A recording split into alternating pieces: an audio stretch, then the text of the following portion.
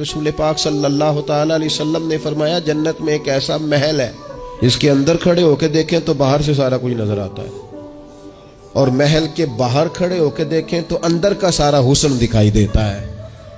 تو حضور توجہ دلاتے تھے تو صحابہ میں شوق پیدا ہوتا تھا، یا رسول اللہ کس کو ملے گا؟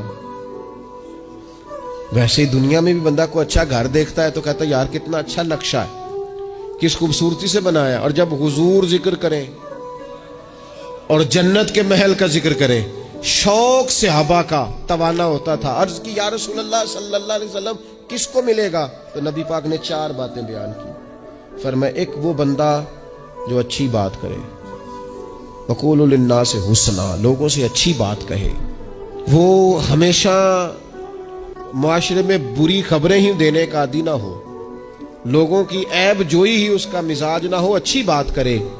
اور دوسرا رسول پاک